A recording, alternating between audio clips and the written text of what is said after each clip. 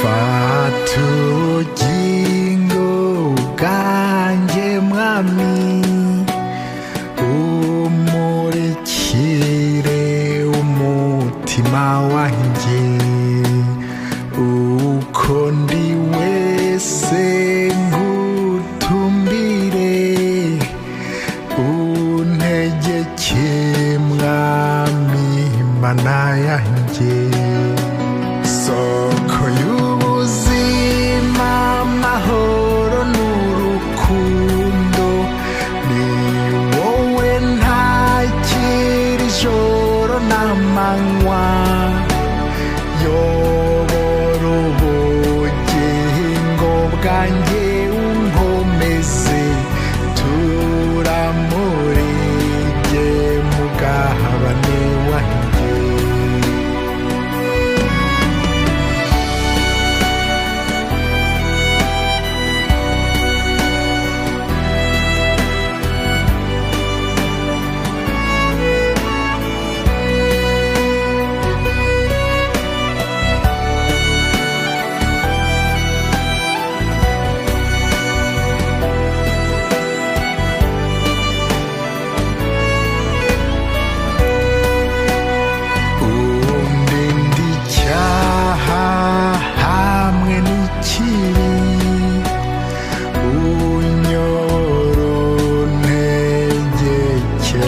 kwizera iyo umwijima ubaye mwinshi cyane mbere inyenyeri ijoro riba umunsi soko y'ubuzima amahoro n'urukundo ni wowe ntakira ijoro n'amanywa yobora ubugingo bwanjye unkomeze turamurige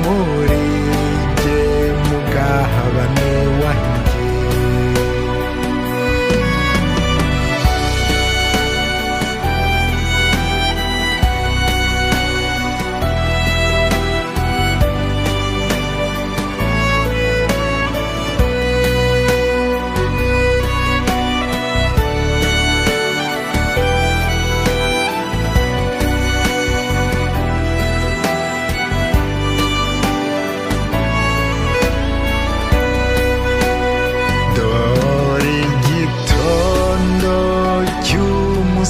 mushya ijuru riratamazuye n'ukuri yesu ari hafi kukiturira twubura amaso doraraje vuba soko y'ubuzima amahoro n'urukundo ni wowe ntakira ijoro n'amanywa yobora ubugingo bwanjye unkomeze turamurige mu gahabane wanjye soko y'ubuzima amahoro n'urukundo ni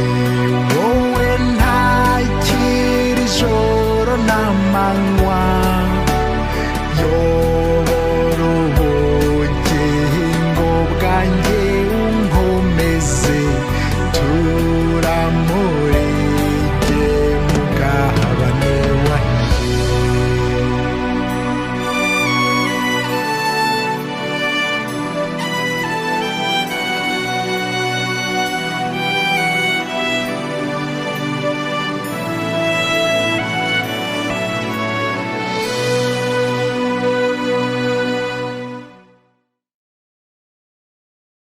turashimira Imana mu gitondo cy'uyu munsi bene data bashiki bacu namwe mwese mwari mutegereje uyu mwanya Imana niyo igenga ibihe nk'uko twabyumvise turayishimira cyane ko twongeye akanya kugira ngo dukomeze twumve ijambo ryayo. Turacyakomeza kumva ijambo ry'Imana rivuga ngo umurimo w'Imana mu gihe cy'Imana, ubwo ni igice cya 3.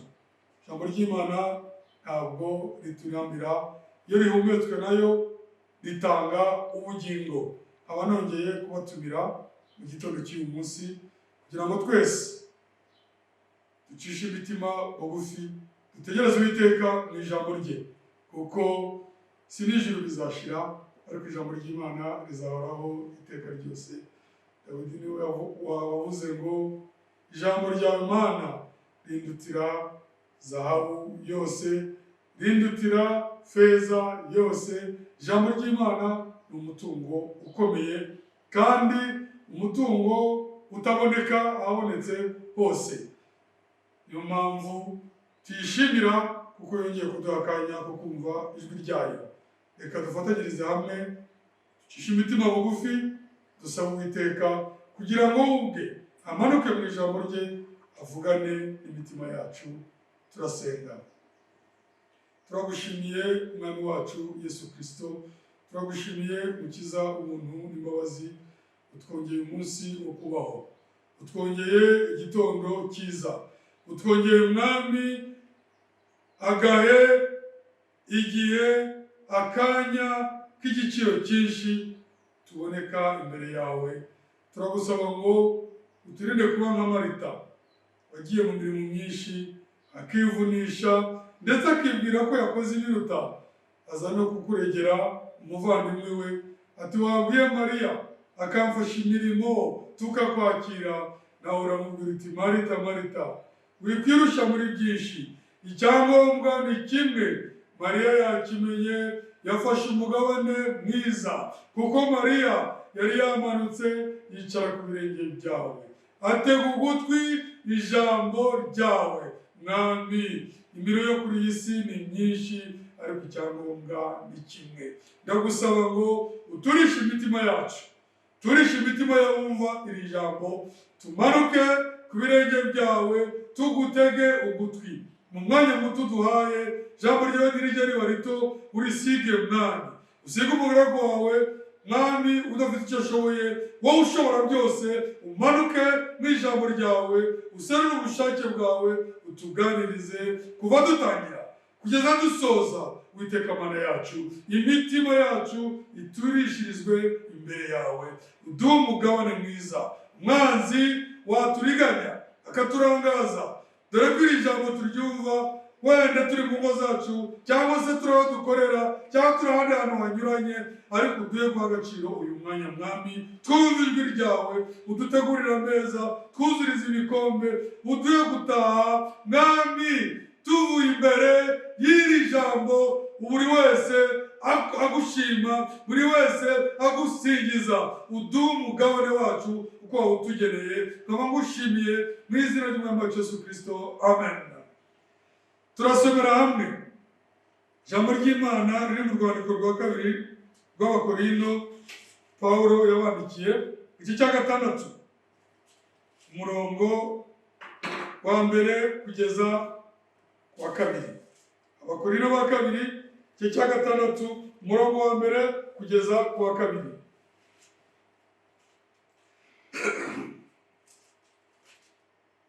Kandi ubwo dukorana nayo turabinginga kugira ngo mudaherwa ubuntu bw'Imana gupfa ubusa.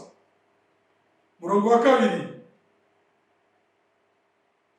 kuko yavuze iti mu gihe cyo kwemererwamo narakumviye, no ku munsi wo gukirizwamo naragutabaye. Dore none nicyo gihe cyo kwemererwamo, dore none niwo munsi wo gukirizwamo. Amen. Umurimo w'Imana mu gihe cy'Imana. Iyo dusomye hano mu rurimi rw'Igifaransa, iri jambo rirasobanutse cyane. Puisque nous travaillons ensemble, nous vous exhortons à ne pas recevoir la grâce de Dieu en vain.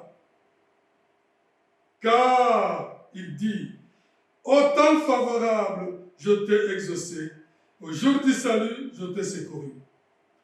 Voici maintenant le temps favorable, voici maintenant le jour du salut. Voici maintenant le temps vraiment favorable. Voici maintenant le jour du salut. Mu Kinyarwanda bavuze ngo ni igihe. Mu Gifaransa bamwise umunsi. Ariko nta kuvuguruzanya guhari. Icyo nshaka ko mwumva neza ni uko Imana ari igenda ibihe. Uyu munsi turi ku munsi w'agakiza watangiye mu gihe cya Pentekote, watangiranye izuba rirashe mu gihe cy'intumwa z'umwami wacu Yesu Kristo. Ni umunsi w'agakiza. Bibiliya iravuze ngo le temps vraiment favorable. Ni ibihe byiza cyane, favorable, ibihe by'imbabazi. Ni ukuvuga ngo hazabaho ibihe biruhije nyuma y'ibi bihe. Turashimira Imana mu izina ry'umwami wacu Yesu Kristo ko tukiri mu bihe by'ubuntu. Turi mu bihe byo gusaba no guhabwa. Turi mu bihe byo gushaka no kubona. Turi mu bihe byo kubaza no gusubizwa. Turi mu bihe byo gusenga tukumvirwa. Turi mu bihe byo kwihana tukababarirwa. Turi mu bihe byo kubaza tugasubizwa. Ariko ibihe bizabaho umwana w'intama nava ku ntebe y'imbabazi akicara ku ntebe y'imanza. Ibihe by'ubuntu bizaba birangiye. Ibihe favorable bizaba birangiye. Ibihe byiza bizaba birangiye kandi ntabwo bizasubizwa inyuma. Reka abanyuma duha agaciro ibi bihe. Hari igihe tubikinisha, n'igihe ushobora gusaba ugahabwa. Hariho igihe cyo abazasaba bakarira. Umwana w'intama yavuye ku ntebe y'imbabazi, ijwi ryabo ntirizagerayo, ijwi ryabo ntirizitabwaho. Ariko bene data, ubu igihe turimo ni igihe twasaba tugahabwa, ni igihe twakwihana tukababarirwa. Buri muntu wese azi ubugingo bwe, ariko ndababwiye ngo c'est le temps vraiment favorable. Ni igihe mu Kinyarwanda hano iyi vraiment ntabwo bayishyizemo. Bavuze ngo dore none nicyo gihe cyo kwemererwamo, dore none niwo munsi wo gukirizwamo. Naryo ni ijambo ryiza cyane, igihe cyo kwemererwamo. Abantu kugira ngo bakwemere biragoye, ariko wowe unega amatwi menya ko ukuri kose niba wumvise ijambo ry'Imana, niba uhindukiriye umusaraba, niba usabye Imana. Ijambo riratubwiye mu gitondo cy'uyu munsi ngo dore none niwo munsi wo gukirizwamo, dore none niwo munsi wo kwemererwamo. Ariko muri uru rurimi rw'Igifaransa naho ni umutungo w'Imana ngo voici maintenant le temps vraiment favorable. Aratindagiye ngo ndababwiza ukuri. Ni ukuvuga ngo ntabwo ari igihe favorable gusa, ni igihe vraiment favorable. Ni ukuvuga ngo aratsindagiye, ndahamya, ndemeza, niko kuri, nanjye ndabihamya. Ni igihe cy'imbabazi, ni igihe cyo kwemererwamo. Nta n'umwe waza kwa Yesu Kristo ngo amusubize inyuma. Umwami wacu Yesu Kristo ahimbazwe bene data. Ibi ni ibihe tutakinisha. Hari ibihe amasengesho atazagira akamaro. Hari ibihe amaraso ya Yesu Kristo azaba atagikora. Itorero nirimara kuzamurwa, umugeni wa Yesu Kristo akava kuri iyi si, ubuntu bw'Imana bukajyana nawe, ntacyo byamara. Kurira bazarira, kuko inyuma y'izamurwa hazaba amarira, hazaba ibyago. Ariko aya marira ni ugucurangira abahetsi, ntacyo azamara. Ariko uyu munsi nutakambira Uwiteka, Uwiteka arakwitaba. Dusome mu Baheburayo 4. Ni umunsi mwiza cyane. Abaheburayo igice cya 4. Umwami wacu Yesu Kristo ahimbazwe, aduhana umugisha. Wowe watangiye uyu munsi w'agakiza, none muri uwo munsi uri mu ibihe. Ni umunsi muremure watangiye ku munsi wa Pentekote. Uyu munsi uri mu ibihe. Itorero ryaciye mu bihe byinshi, natwe turi mu gihe cya nyuma, ariko turacyari muri uwo munsi w'imbabazi, umunsi w'agakiza, umunsi w'ubuntu, umunsi wo kwakirwa, umunsi wo kumvirwa, umunsi wo kwihanganirwa, umunsi wo kubabarirwa, umunsi w'imbabazi. Bene data, mvuga iki? Ni umunsi mwiza cyane. Haleluya! Kuko twabyumvise umurimo w'Imana mu gihe cy'Imana. Nanjye bavuze ngo niba hari igihe cy'imbabazi, hazaba n'igihe cy'urubanza. niba harabaye igihe izuba rirasa hazaba igihe izuba rirenga, niba harabaye igihe ubutumwa bwiza bubwirizwa hazaba igihe ijwi riceceka. Vuga iki? Bene data bashiki banjye bo mwese abanyumva, turi mu munsi ukomeye, turi mu munsi mwiza, turi mu bihe byiza, turabishimira umwami wacu Yesu Kristo. Ariko Pawulo abwira Abakorinto ngo ubwo dukorana nayo, ngo ndabinginga ntiduherwe ubuntu bw'Imana gupfa ubusa. Uyu munsi ntudupfire ubusa. Ufite ikirezi ntamenya ko kera tumenye ko uri umunsi buri muntu wese mu bizera, buri mwana w'Imana afitanye ibanga nayo, azi ko isaba ikamuha, azi ko yihana akababarirwa, azi ko muri uyu munsi turimo rwose ni umunsi mwiza. Ariko reka mbabwire ngo ikintu cyose kiri mu bihe kizashira, kereka iteka niryo ritagengwa n'ibihe. Niba hari umunsi nuko izuba ryarashe, niba hari umunsi nuko izuba rizarenga. Iyo byutswe umunsi nuko ufite amasaha, turi mu munsi. Ariko mugabo aratwibutsa ngo ni umunsi watangiye, ni umunsi uzarangira, kandi twebwe turi ku iherezo ry'ibihe, ariko turacyari muri uwo munsi. Bene data reka mbabwire nka Pawulo, kuko turi mu munsi w'agakiza, ko dukorana nayo ntiduherwe ubuntu bw'Imana gupfa ubusa, ngo tubigire akamenyero. Uyu munsi w'imbabazi utugirire akamaro mu izina ry'umwami wacu Yesu Kristo. Nibyo hano mu Baheburayo kandi Abaheburayo igice cya 4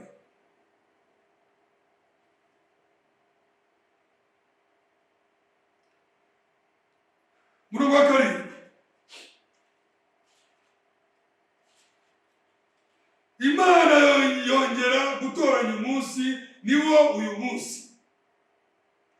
Ivugira mu kanwa ka Dawidi nubwo hashize igihe kirekire cyane.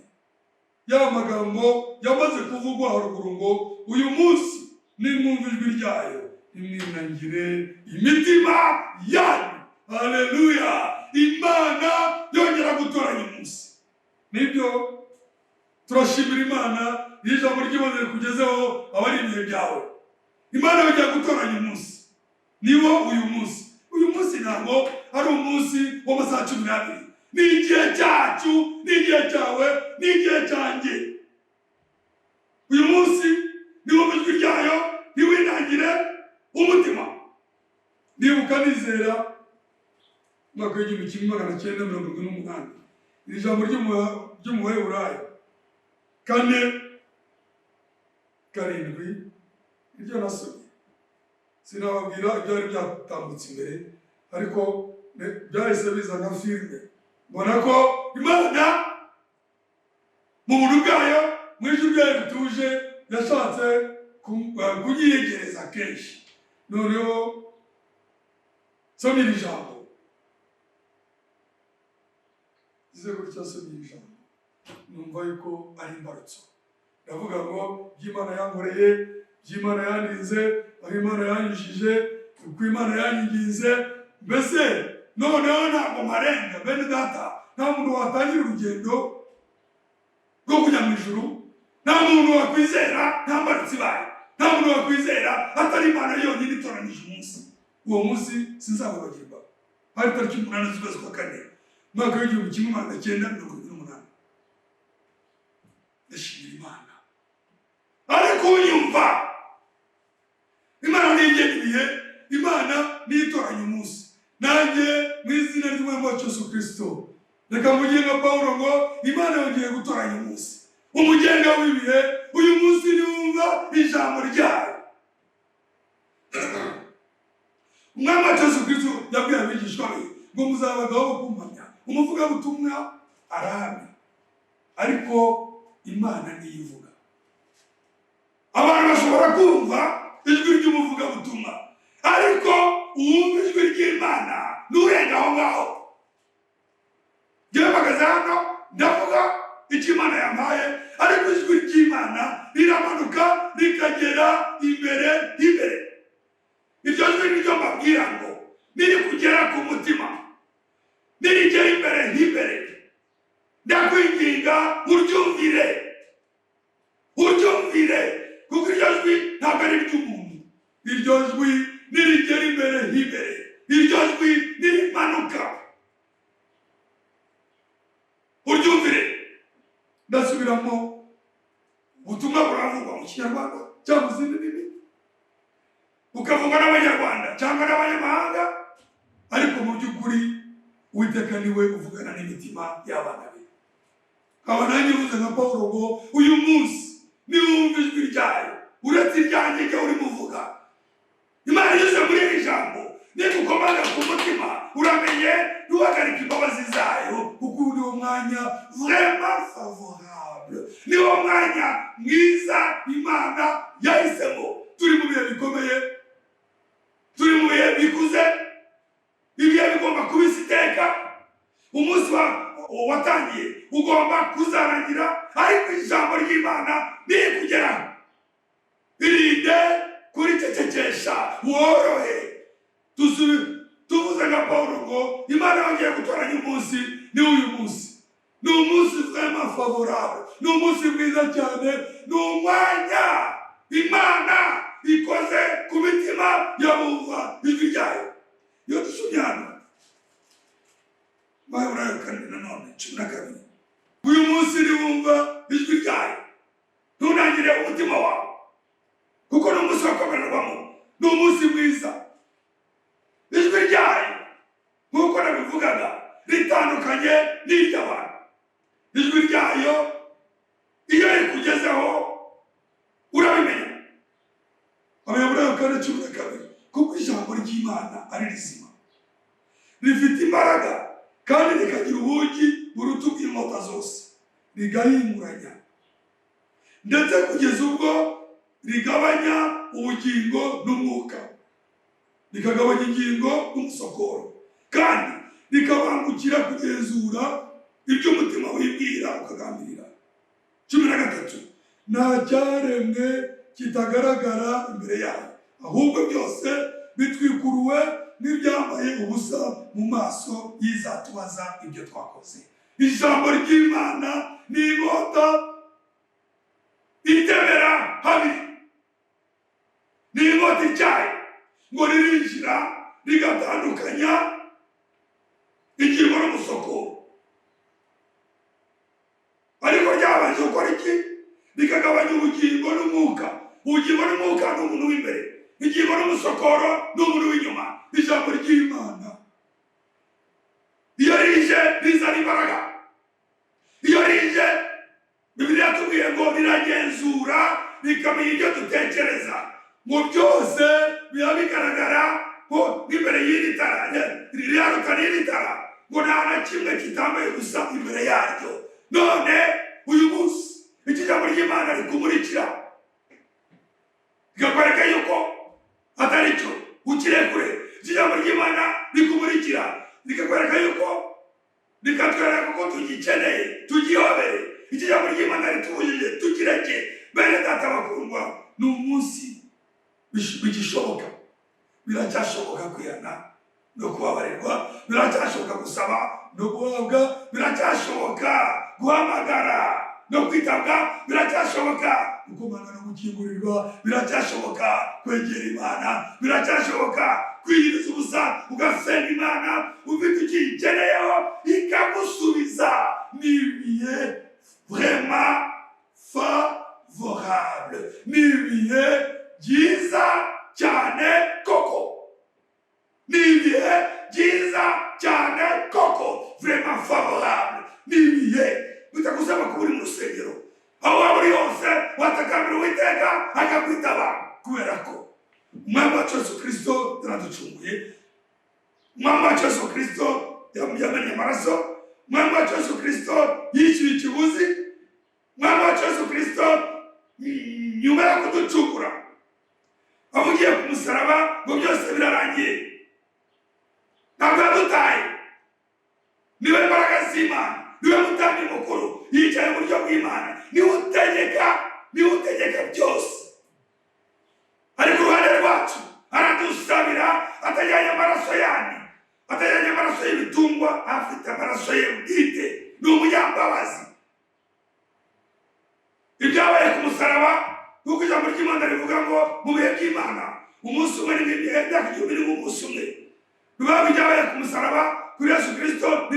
ejo, amaraso ye aracyari fure, amaraso ye aracyafite agaciro, ni nk'ibyabaye ejo. Uwiteka aduhane umugisha.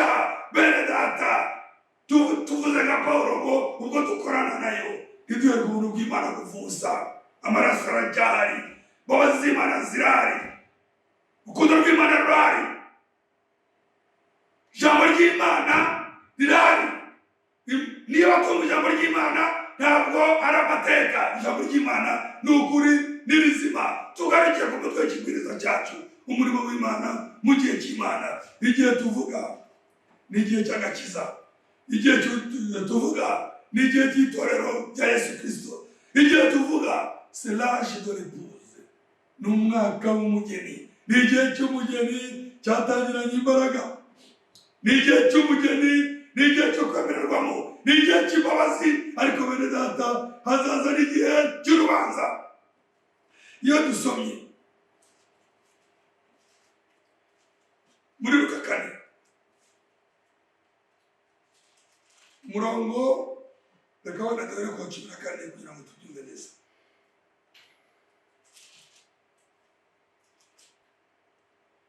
Asubira i Galilaya afite imbaraga z'umwuka, inkuru ye amamara mu bihugu byose bihereranye naho. Yigishiriza mu masinagogi yabo, bose baramuhimbaza. Iki cyari igihe cyiza cyane cy'Imana, igihe cya Yesu Kristo yagombaga kwereka intore ze. 16 ajya i Nazareti aho yarerewe. Ku munsi w'isabato yinjira mu isinagogi nk'uko yamenyereye, arahagarara ngo asome. Bamuha igitabo cy'umuhanuzi Yesaya, arakibumbura, abona igice cyanditswe ngo umwuka w'Uwiteka ari muri jye, nicyo cyatumye sigira kugira ngo mbwirize abakene ubutumwa bwiza. Yantumye kumenyesha imbohe ko zibohorwa, n'impumyi ko zihumuka, no kubohora ibisesegeri, no kumenyesha abantu iby'umwaka w'Umwami agiriyemo imbabazi. Haleluya. 20 amaze kubumba igitabo, agisubiza umurinzi w'inzu, arica. Abantu bose bari mu sinagogi baramutumbira. 21 nuko atangira kubabwira ati, uyu munsi ibyo byanditswe bisohoye mu matwi yanyu.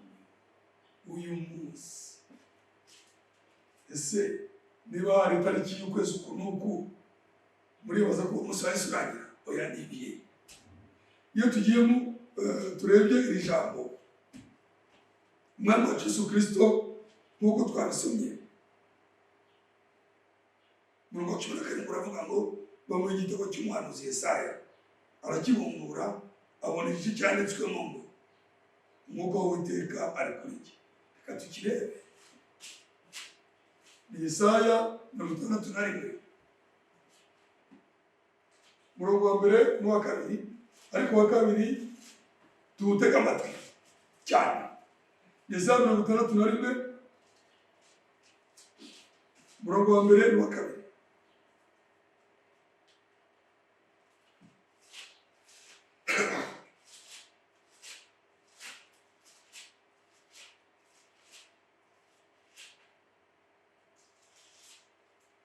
Yesaya 61 umurongo wa mbere n'uwa kabiri. L'Esprit du Seigneur l'Éternel est sur moi, car l'Éternel m'a donné l'onction. Il m'a envoyé pour porter de bonnes nouvelles à ceux qui sont humiliés, pour penser ceux qui ont le cœur brisé, pour proclamer aux captifs leur libération et aux prisonniers l'élargissement. Kabiri, pour proclamer une année favorable de la part de l'Éternel. Umurongo tujya no ku Kinyarwanda wa kabiri, mu izina rya kera urakomeza. Un jour de vengeance de notre Dieu pour consoler tous ceux qui sont dans la deuil.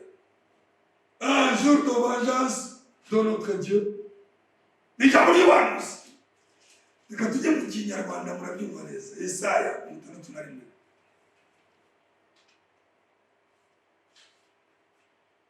Yesaya 61.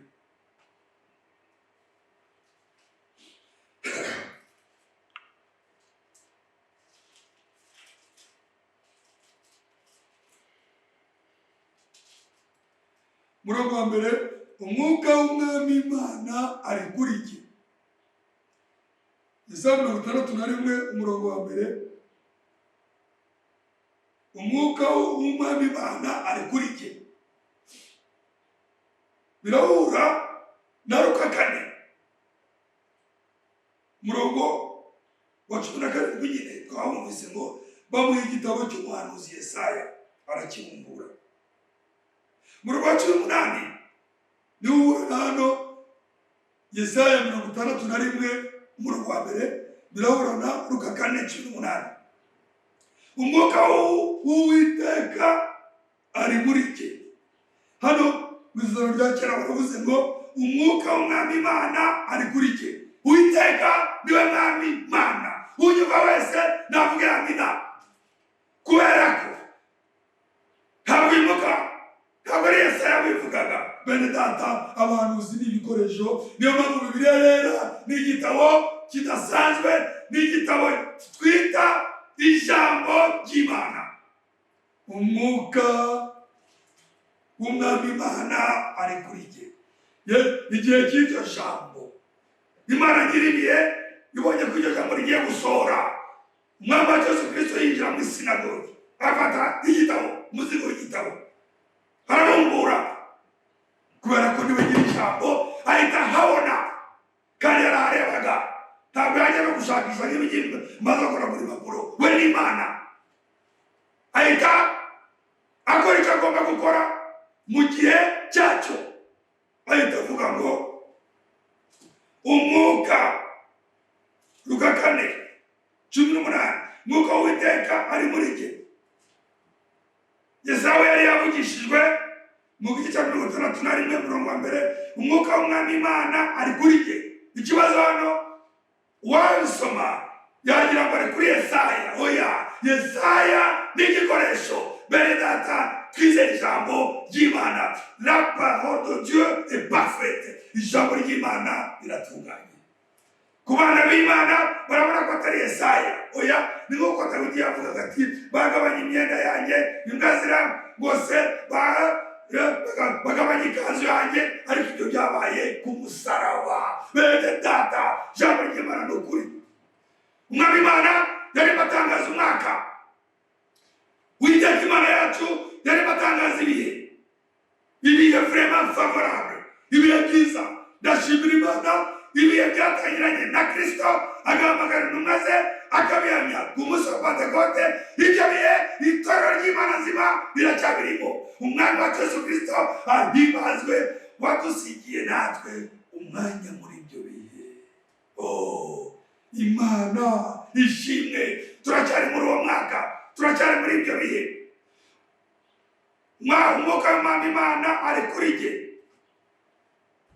Zizodorisha Luka 4:18, umwuka w'Uwiteka ari muri jye.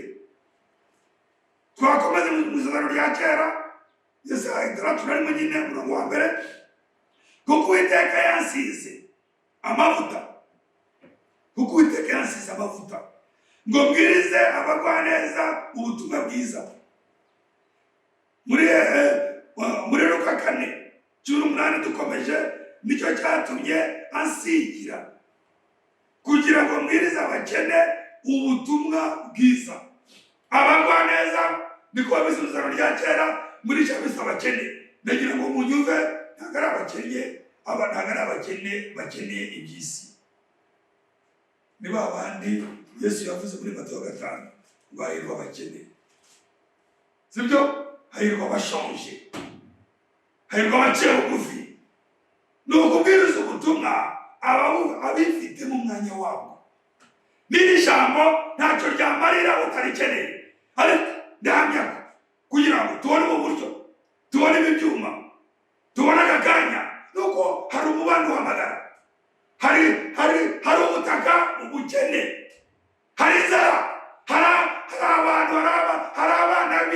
bakeneye iryo jwi, abo ngabo nibo ijambo rivuze ngo umwami Imana yaransize kugira ngo mbwire abagwaneza ubutumwa bwiza, yarumye kuvura abafite imvune mu mitima no kumenyesha imbohe ko zibaho no gukingurira abari mu nzu y'imbohe, kandi yarumye no kumenyesha abantu umwaka w'imbabazi z'Uwiteka n'umunsi w'Imana yacu. Ahangaha ntabwo tuhagera,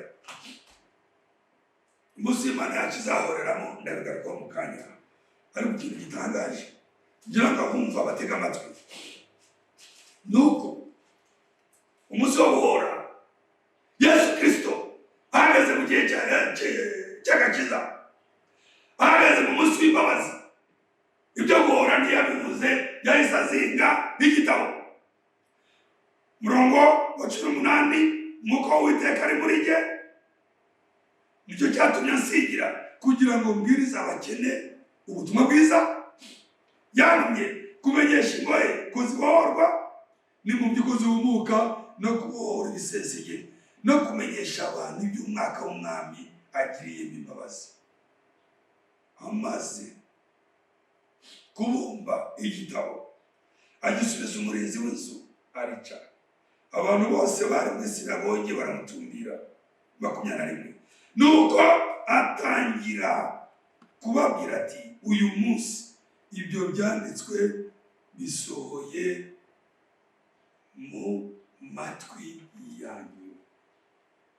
Umurongo wa 2 muri Yesaya 61. Yesu Kristo ari Nazareti, ari mu rusengero rw'iwabo, ari mu gihe cy'agakiza, ari mu gihe atangira umunsi wo kwemererwamo. Igice cya 2 cy'umurongo wa 2 ntabwo yakivuze. Umurongo wa 2 wose uravuga ngo kandi yantumye no kumenyesha abantu umwaka w'imbabazi z'Uwiteka n'umunsi Imana yacu izahorera inzigo no guhoza abarira bose. Ahangaha ababarira abandi n'Abisirayeli, niyo mpamvu ugiye ku murongo wa 3 havuga ngo yantumye no gushyiriraho itegeko Abisiyoni barira. Ni abangaba nyuma y'amateka, nyuma yo guhora inzigo mu mahanga, abazajya guhozwa n'abana ba Yakobo, abazajya guhozwa n'Abisirayeli. Kandi yantumye no kumenyesha abantu umwuka w'imbabazi z'Uwiteka, umwaka w'imbabazi z'Uwiteka, mubabarire umwaka n'umunsi Imana yacu izahoreramo inzigo. Ubwo byarangiye, igihe cy'imbabazi cyarangiye, Imana izahora n'igihe cy'urubanza no guhoza abarira bose. Ariko babarira si babandi ba mbere, kuko nyuma yo guhora ntabwo Imana izagaruka mu yahoye muze kubahoza, oya, ahubwo ibihe byacu nibirangira nk'abanyamahanga, Uwiteka azahindukirira Isirayeli. Niyo mpamvu umurongo wa 3 uravuze ngo yantumye no gushyiraho itegeko Abisiyoni barira, ryo kubaha ikamba mu cyimbo cy'ivu n'amavuta yo kunezerwa mu cyimbo cyo kwirabura, n'umwambaro w'ibyishimo mu cyimbo cy'umutima wihebye. Ni ukuvuga ngo munyumve neza ijambo ry'ubuhanuzi. Yesu Kristo niwe nyir'itorero. Yesu Kristo niwe watangiye itorero ry'umugeni we. Mbere y'uko ba Petero binjira mu gikorwa, mbere y'uko bahamagara intumwa kugira ngo zisigare zimuhamiriza, ubwe yabwirije n'ijambo rye, atangaza umwaka w'agakiza, atangaza umunsi w'imbabazi, atangaza umunsi wo kwemererwamo. Byari ibihe byiza. Umurimo w'Imana mu gihe cyawo arangije, agarutse muri Yesaya, agarukira kuharebana n'igihe cy'imbabazi. Umunsi wo guhora arawureka, ariko Yesaya we yavuze uwo munsi w'imbabazi, avuga uwo guhora, ajya n'uwo guhoza Abisiyoni barira. Uyu munsi Isirayeli imerewe nabi, ariko umugeni namara gukizwa. Reka dusome umugeni, abagize itorero ry'amahanga, abizera b'amahanga, nibamara bose kugera ku mubare ushyitse. Uwiteka azahindukirira iki? Abisirayeli agiye kubahoza. Hari igihe cyo guhoza abizera b'amahanga, hari igihe cyo guhoza abana b'Aburahamu. Uwiteka himbazwe. Hari igihe cy'ubuntu ku Isirayeli, hari igihe cy'ubuntu ku mahanga. Igihe cyose ni cyacu. Twebwe abanyamahanga turashimira Imana igihe turimo ntikidupfire ubusa. Yisomye mu Baroma,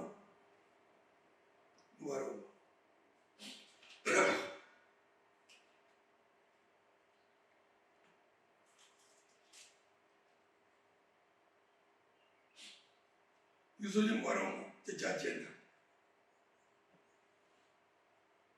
murongo wa 28.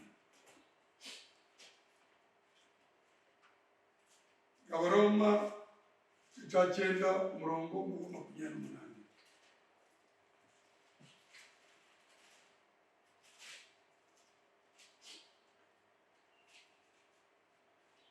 Mu Kinyarwanda turaza no kwifashisha Igifaransa kuko iri jambo barisutsemo amazi cyane. Abaroma 9 umurongo wa 28. Kuko umwami azasohoza ijambo rye mu isi akarirangiza bidatinze kandi akarigabanya. Hano tutemererwa, ntabwo Imana izagabanya ijambo ryayo, ahubwo izarisohoza uko ryakabaye. Ubuhanuzi bureba amahanga bwose uzasohora. Ubuhanuzi bureba Isirayeli bwose uzasohora. Ubuhanuzi bureba abizera uzasohora. Ubuhanuzi bureba abatizera uzasohora. Ubuhanuzi bureba ibihe uzasohora. Ubuhanuzi bureba iteka uzasohora. Ntabwo Imana izagabanya ijambo. Cyangwa baravuze ngo kuko umwami Imana azasohoza ijambo rye mu isi akarirangiza bidatinze kandi akarigabanya. Ariko mutega amatwi mu Gifaransa. Hano mu Baroma mu cya 9:28. Car le Seigneur exécutera pleinement et promptement sa parole sur la terre. Ibyo bisa kurigabanya ni promptement. Car le Seigneur exécutera, kuko umwami azasohoza pleinement mu buryo bwuzuye. Kana kamwe gatakaye. Alléluia. Le Seigneur exécutera pleinement. Hachazasika. Et promptement sa parole sur la terre. Promptement ni mu buryo butunguranye. Uwiteka uyu munsi turizera, uyu munsi twumva ijambo ry'Imana, munsi turasaba tugahabwa, uyu munsi turasenga tugasubizwa, uyu munsi bene data Imana y'ijambo ry'Imana iracyavuga. Ariko hari igihe ijwi rizaceceka. Niyo mpamvu bavuze ngo promptement mu buryo butunguranye.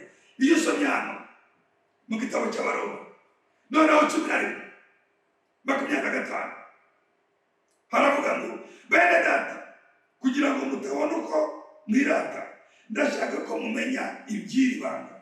Abisirayeli bamwe banangiye imitima ariko si bose, kugeza ubwo abanyamahanga bazinjira mu itorero bakagera ku mubare ushyitse. Mbega ukuntu ibihe by'Imana ari byiza bene data. Iyo bavuze kugeza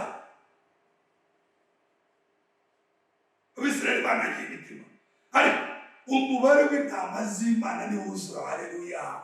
Abana b'Imana b'umugeni wa Kristo bose nibinjira, Uwiteka azahindukirira Abayisirayeli. Abanyamahanga bazageza ku mubare ushyitse. Mu nyubereza twe ntabwo tuzi umubare w'abana b'Imana. Nta n'icyo binamaze kwirirwa wandika ngo abizera. Igitabo cy'ubugingo cy'umwana w'intama nicyo kirimo amazina y'abizera. Imana nizo abayo, Uwiteka azi abana be.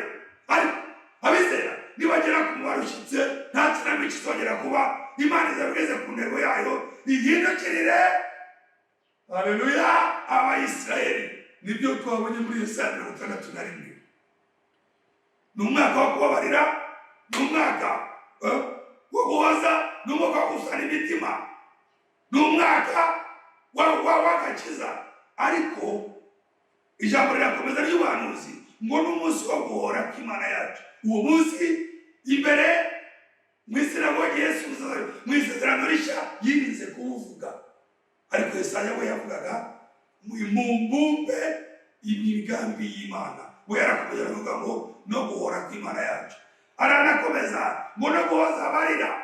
Abo barira nyuma yo guhora si abanyamahanga, abo barira bazabazwa ni intama z'Imana zo mu Isirayeli. Uwiteka ahimbazwe. Reka nsubire mwumve tugende neza. Ijambo ry'Imana ry'ubuhanuzi rirakize. Umwuka w'Umwami Imana Yesaya 6:1 ari kuri iki? Kuko Uwiteka yansize amavuta ngo abwire abagwaneza ubutumwa bwiza, yangumye kuvura abafite imvune mu mitima no kumenyesha imbohe ko zibohowe no gukingurira abari mu nzu y'imbohe. Kandi yarantumye ngo murongo wa 2 kumenyesha abantu umwaka w'imbabazi z'Uwiteka. Mu isezerano rishya muri Luka 4:18 Yesu Kristo ageze aha arakomeza ariko yirinda gukandagira mu bihe bitaragera, yirinda kugira icyo abivugaho, ahubwo araceceka. Kubera iki? Niko ibihe by'Imana byari bimeze. Niyo mpamvu kuko twatangiye iki kibwirizwa igihe cyose ni cyacyo. Yesu Kristo abandi bo barakomezaga wenda basoma, ariko wenda nyiri ijambo ahageze arafunga. Ariko mu by'ukuri Yesaya we yavuze umubumbe wanuwe, avuga byose biri hamwe, asigaye Umwuka Wera igihe nikigera azajya afata ijambo rishyire mu mwanya waryo. Niyo mpamvu hano Yesaya we yarakomeje ngo n'umunsi Imana yacu izahoreramo inzigo. Ni ukuvuga ngo umunsi w'ubundi urarangiye, umunsi w'urubanza uratangiye, Imana ihore. Umunsi wo kubabarira urarangiye, umunsi wo guhana uraje. Umunsi w'imbabazi urarangiye, umunsi w'urubanza uraje. Ariko Yesaya we kubera ko ni igikoresho aracometswe, ijambo sirye warakomeza akavuga ngo no guhoza abarira bose. Uku guhoza abarira si ugusubira inyuma yabo ubuntu bw'Imana bwarangiriye, oya, ahubwo ni ukurebe gudikirira abo ubuntu bw'Imana bwahindukiriye. Ni bande? Biri muri Yesaya 6:7 mu murongo wa 3. Namwe muri somera mufite Bibiliya. Yantumye no gushyiriraho itegeko ab'Isiyoni barira, ryo kubaha ikamba mu cyimbo cy'ivu n'amavuta yo kunezerwa mu cyimbo cy'ubwirabure n'umwambaro w'ibyishimo mu cyimbo cy'umutima wihebye, kugira ngo bahere ko bitwe ibiti byo gukiranuka byatewe n'Uwiteka, ngo biheshe icyubahiro Umwami wacu Yesu Kristo ahimazwe. Ijambo rigarutse ku biti. Muragiruka turisoma igiti cyatewe ku mugezi. Ijambo rigarutse ngo kugira ngo ibiti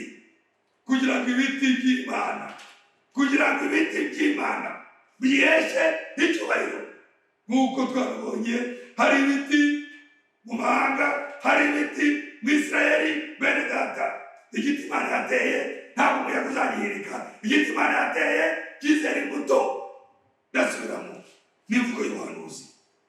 3 yantumye no gushyiriraho itegeko ab'Isiyoni barira, ryo kubaha ikamba mu cyimbo cy'ivu n'amavuta yo kunezerwa mu cyimbo cy'ubwirabure n'umwambaro w'ibyishimo mu cyimbo cy'umutima wihebye, kugira ngo bahereko bitwe ibiti byo gukiranuka byatewe n'Uwiteka, ngo bimuheshe icyubahiro. Uko hari igiti cy'umugeni, hari n'ibiti byo gukiranuka mu Isirayeli. Umwami wacu Yesu Kristo ahimbazwe. Ibyo ni ibihe binyuranye, ariko reka twikomereze. Turi mu bihe byacu. Hari ibiti by'Uwiteka twarabibonye muri Zaburi ya mbere, ngo azabana n'igiti cyatewe ku mugezi kiri muto igihe cyacyo. Si ibitindaho, byarasobanuwe bihagije, ntabwo bitindaho. Twabibonye muri Yeremiya 17 umurongo wa 7 n'uwa 8 bavuga igiti, umuntu wizera Imana kwasa n'igiti, igiti gitewe ku mazi gihesha Imana icyubahiro. None iryo jambo riragarutse ku Isirayeli. Imana imara kubahindukirira nabo bazaba ibiti bitoshye bahimbaze Imana. Icyangombwa muri ibyo byose ni ukumenya igihe cyawe. Icyangombwa muri ibyo byose ni ukumenya igihe cyawe. Iyo usomye hano ijambo ry'Imana, bene data bashiki banjye namwe banyumva, ijambo ry'Imana n'imvugo y'Imana. Niyo mpamvu Yesu yabwiye abafarisayo ati kuki mutumva imvugo yanjye? Imvugo yanjye bagasigiye burayo n'imvugo y'ijuru. Ariko ijambo ry'Imana riravuga, umwami wacu atubwira muri Yohana 10 ngo intama zanjye zizi ijwi ryanjye. Ndashimira Imana ko turi mu bumva imvugo ya Data.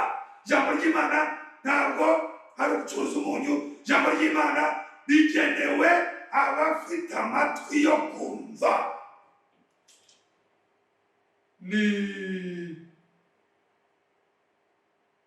N'imvugo ikomeye cyane. Iyi somye hano muri Yohana 8. N'imvugo ikomeye umwami wacu yakoresheje, ariko ntabwo twayica iruhande kandi Mwuka barayimanuye. Iyi somye hano muri Yohana 8.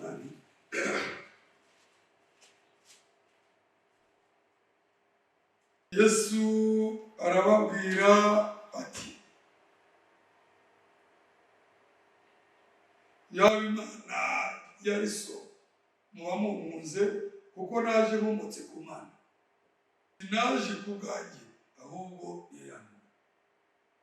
Yaba Imana yari so muba mwumvise imvugo yanjye.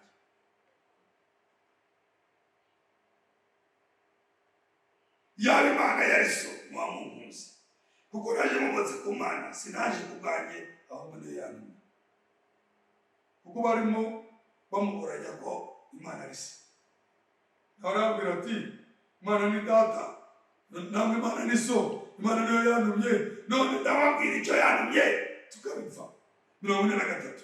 Niki gituma mutamenya imvugo yawe? Ese ubu murumva iyi mvugo ari igihe urayora? Iyi mvugo ntabwo ari imvugo yo ku isi, ni imvugo y'ijuru. Kuki mutumva imvugo yanjye?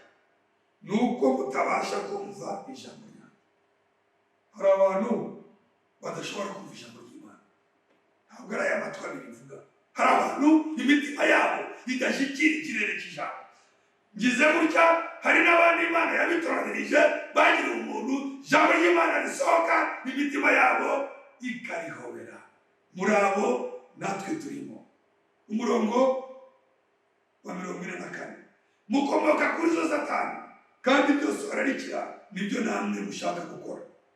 Uhereye kera kose ari umucanyi, kandi yahagaze mu by'ukuri, kuko ukuri kutari muri we. Navuga ibinyoma aravuga ibye ubwe, kuko ari umunyabinyoma kandi ni se w'ibinyoma. Uyu ntitwamutinaho. Ariko jyewe kuko mbabwira iby'ukuri ntimuyizera. Ninde muri mwe unshinja icyaha ko mvuga ukuri? Niki gituma mutanyizera? Uw'Imana yumva amagambo y'Imana. Mwebwe igituma mutumva nuko mutari bamwana. Yohana 8:47. Urabona ngo ijambo rikomeye ariko ni ryiza. Uw'Imana yumva amagambo y'Imana. Mwebwe igituma mutumva nuko mutarabimana. Ubundi munyumve neza, mumvuga isanzwe. Umuntu yavuga ngo umuntu yumva amagambo y'Imana bigatuma uw'Imana.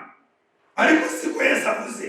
Aravuze ngo uw'Imana yumva amagambo y'Imana. Ikibanza ni iki? Nzi neza ko mu masengero menshi, mu bavugabutumwa benshi bashobora kuba bigisha ko umuntu abanza kumva amagambo y'Imana kugira ngo abe Imana. Ariko ntabwo ariko statement y'Imana ivuga. Ntabwo ariko kwigisha kw'ijuru kuvuga. Kuravuga ngo ahubwo uw'Imana niwe uba capable yo kumva amagambo yayo. Ariko mu mvugo ya giseseka bakubwira ngo umuntu yumva amagambo y'Imana bigatuma aba uw'Imana. Reka da, ndaguhakaniye, ahubwo ab'Imana nibo bumva ijambo ryayo. Nanjye navuze mu gitondo cy'uyu munsi ngo iri jambo rirasohotse, ariko uw'Imana niwe uzarimenya, niwe uzarihobera. Ibyo biri muri Yohana 10. Tugiye muri Yohana 10. Ijambo ry'Imana ririsobanura. Kanya kacu karihuta, ariko Imana izatwongera n'akandi. Tugiye muri Yohana 10.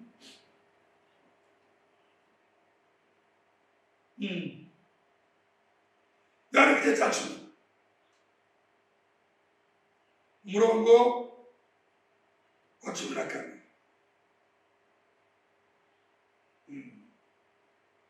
Ariko wenda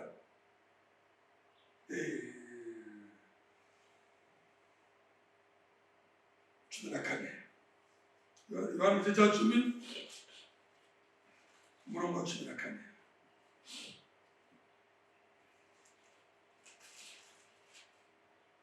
Ijambo ryuzuza iyo tumaze kumva ngo uw'Imana niwe wumva amagambo y'Imana. Nijye mugere mwiza kandi menya izanjye zikamenya. Uyu ni umutungo ukomeye. Je connais mes brebis et mes brebis me connaissent. Ahangaha ndabona nta bintu byo gutinda mu magambo, nta bintu byo gushidikanya, nta bintu byo gutomboza, nta bintu byo gukeka, nta ndago irimo.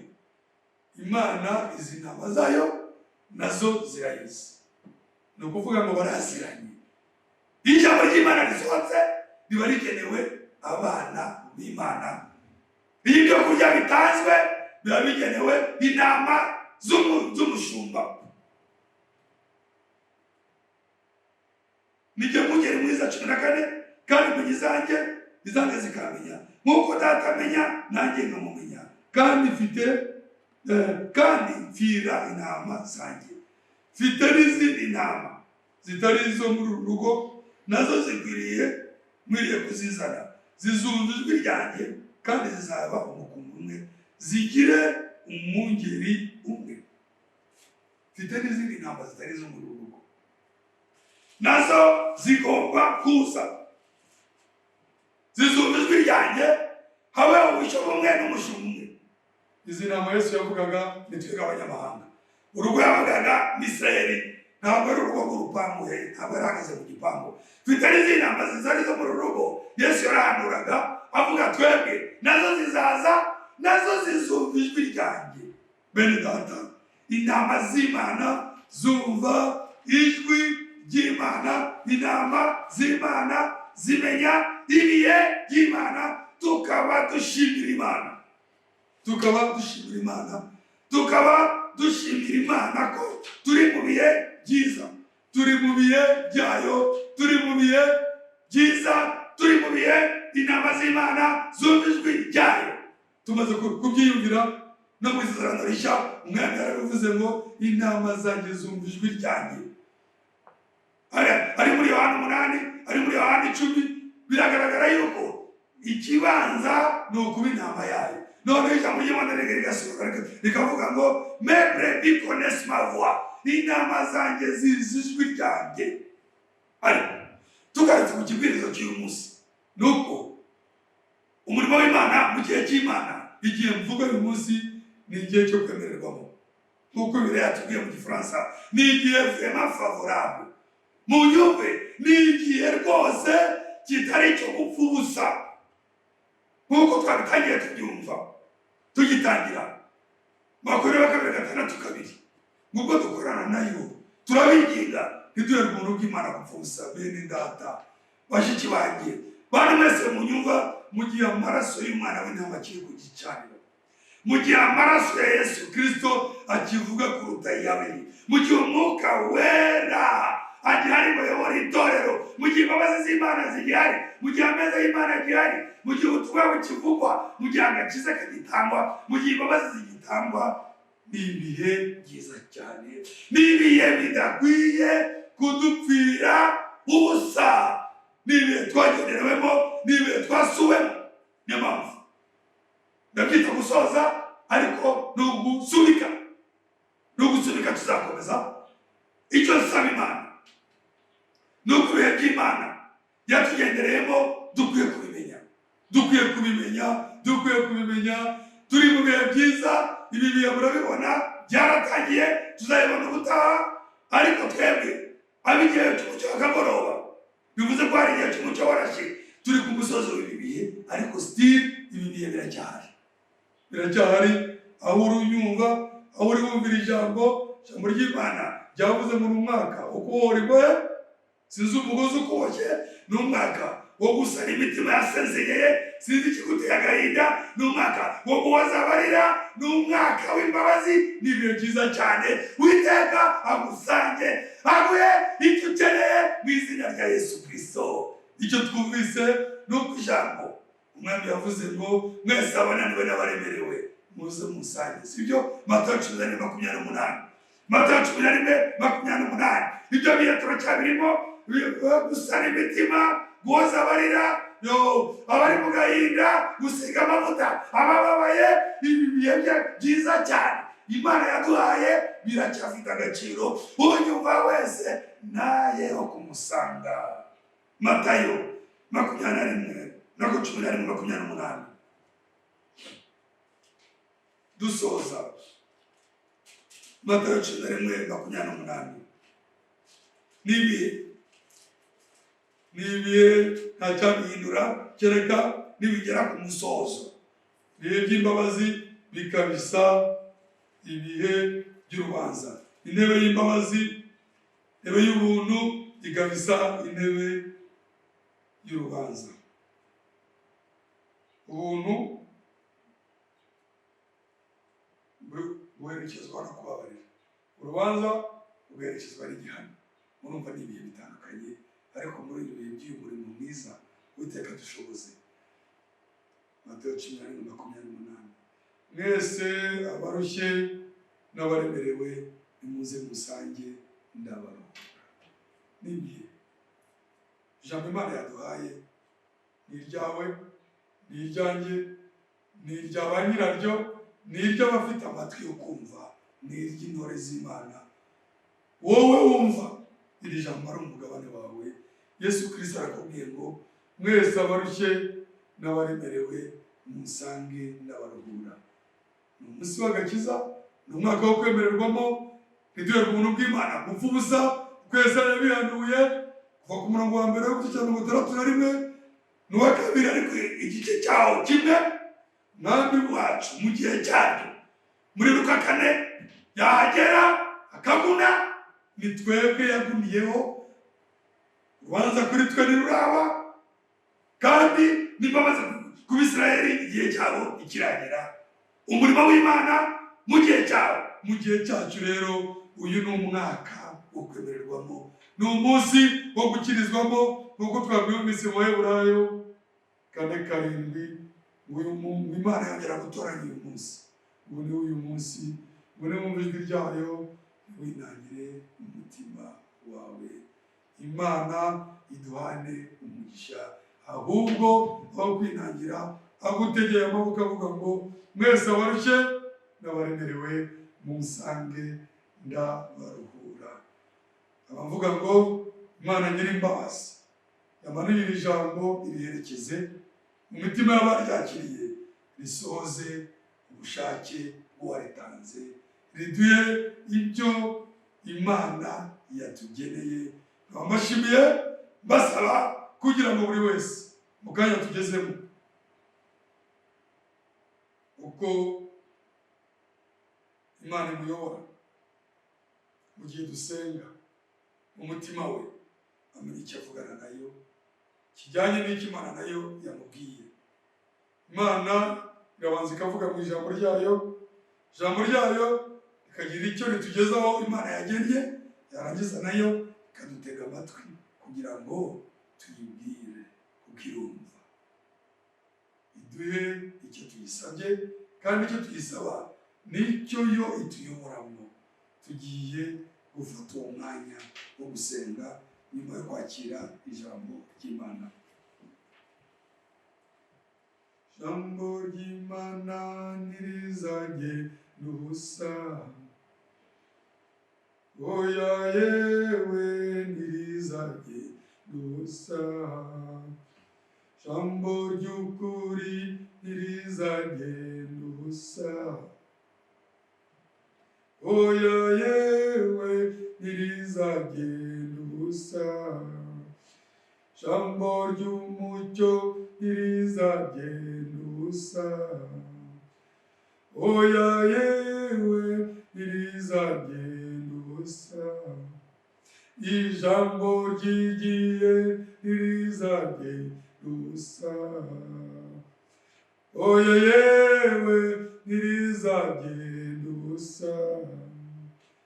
Nurimanura ntirizajye n'ubusa, oya yewe ntirizagenda ubusa, nurishura ntirizagenda ubusa, oya yewe ntirizagenda ubusa, nurihumeka ntirizagenda ubusa, oya yewe ntirizagenda ubusa, nuribwiriza ntirizagenda ubusa, oya yewe ntirizagenda ubusa, nituryizera ntirizagenda ubusa, oya yewe ntirizagenda ubusa, ijambo ry'Imana ntirizagenda ubusa, oya yewe ntirizagenda ubusa. Turagushimiye Mwami wacu Yesu Kristo, ukiza umuntu n'imbabazi. Ijambo ryawe ni ryawe, abantu bavuga ibyabo, ariko nawe ufite icyo ugeneye abana bawe. Ufite umugabane wageneye Mariya, ufite umugabane wageneye Nataneli, ufite umugabane wageneye Zakayo, ufite umugabane wageneye Yakobo, ufite umugabane wageneye Aburahamu, ufite umugabane watugeneye, ufite umugabane wageneye intore, ufite umugabane wageneye umugeni, ufite umugabane wageneye abizera. Mwami, mu bihe turimo nk'uko wabitangije, watangiza umwaka w'agakiza, watangiza umwaka w'imbabazi, watangiza umwaka wo kubohora imitima, ugatangiza umwaka wo kuhoza abarira, ugatangiza umwaka wo kubohora abari mu magereza mu buryo bw'umwuka, ugatangiza umwaka Mwami wivugiye ngo muzamenya ukuri kandi ukuri kuzabatura. Uwo mwaka turacyawurimo, ibyo bihe turacyabirimo, n'umurimo wawe mu gihe cyawe. Ndagusaba Uwiteka Mana yacu, wowe wamanuye iri jambo muriherekeze, turi imbere yawe Mwami wanjye, utubabarire Mwami gukiranirwa kwacu. Buri wese wakiriye iri jambo icyagusaba Mwami, kuko turi mu gihe cyo kumvirwa, turi mu gihe cyo kubabarirwa, ukibuye mu izina ry'Umwami Yesu Kristo. Ntabwo ijambo ryawe ari ibiganiro bisanzwe, ntabwo ari igitaramo Mwami, ijambo ryawe n'umugambi wawe uba ufite icyo ugamije. Ntabwo Mwami ngusage mu icyatumye iri jambo rimanuka, icyatumye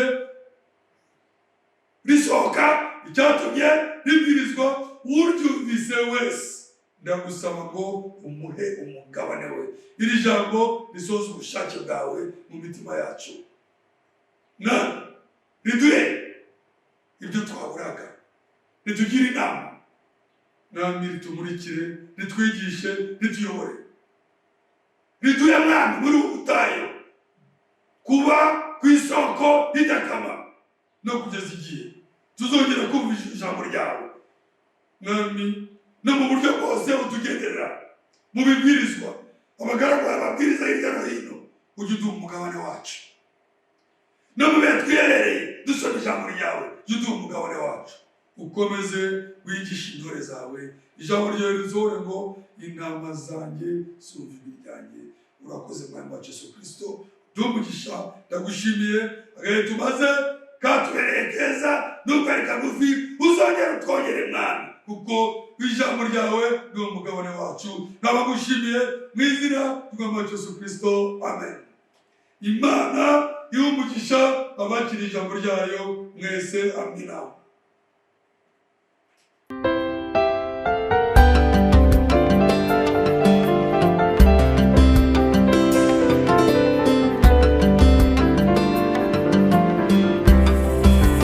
Isezerano ryawe ryiza Mwami Yesu ryo kunjyana mu ijuru ndaryizera rwose.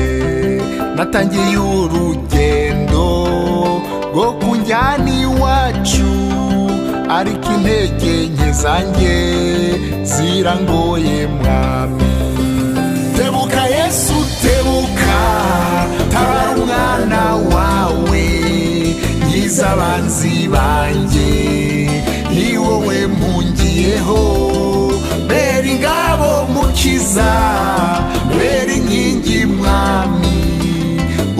ukuboko kwawe kunyobore mu nzira.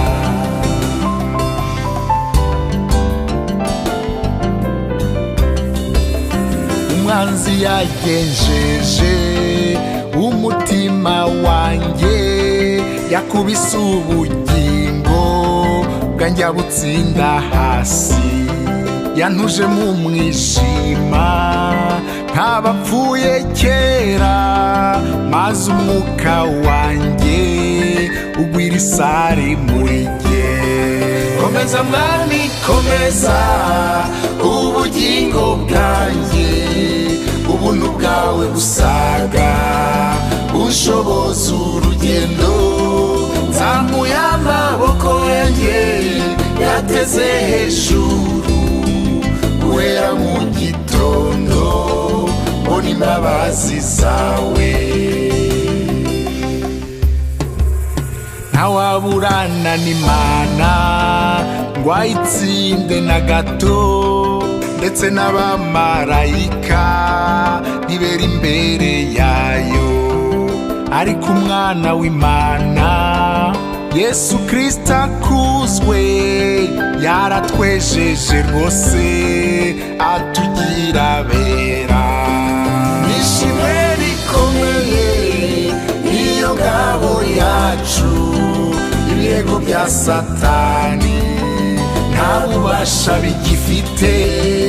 Uwayo ntabwo azigera atsinda urubanza, iyo ari mu kiganza cy'umucunguzi Yesu.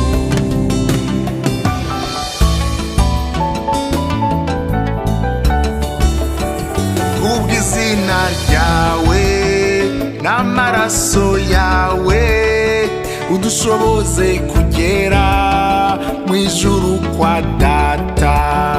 Twarakwizeye Yesu, ahasigaye nahawe, ni wowe mucunguzi wa bugufi wacu. Ntabwo ubutumire bwawe nabura bangitaba, ngwino Yesu tware ibimuga nkanjye. Ntabwo ubukwe bwawe bwabura umugeni, ngwino Yesu tware abo wacunguye. Ntabwo amazu yo mu ijuru yabura abayaturamo, ngwino Yesu tware abagaragu bawe. Ntabwo ijuru rya Data yabura abarijyamo, ngwino Yesu tware abawe Maranatha. Ntabwo ijuru rya Data yabura abarijyamo,